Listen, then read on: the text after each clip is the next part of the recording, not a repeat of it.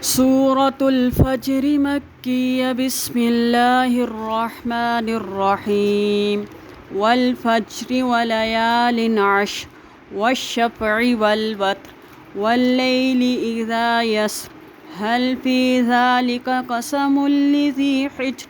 ألم تر كيف فعل ربك بعاد إرم ذات العماد التي لم يخلق مثلها في البلاد وثمود الذين جابوا الصخر بالواد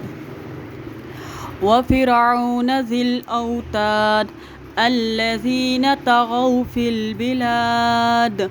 فأكثروا فيها الفساد فصب عليهم ربك صوت عذاب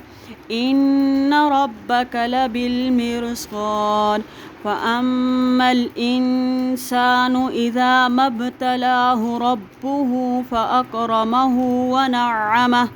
فيقول ربي أكرمن وأما إذا ما ابتلاه فقدر عليه رزقه فيقول ربي أهانن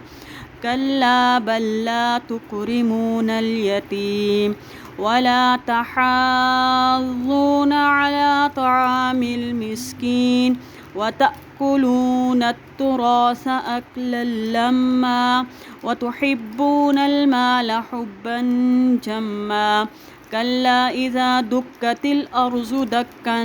دكا وجاء ربك والملك صفا صفا وجيء يومئذ بجهنم يومئذ يتذكر الإنسان وأنى له الذكرى يقول يا ليتني قدمت لحياتي فيومئذ لا يعذب عذابه أحد ولا يوثق وثاقه أحد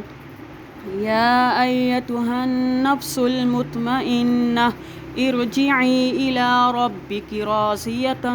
مرضية فادخلي في عبادي وادخلي جنتي. صدق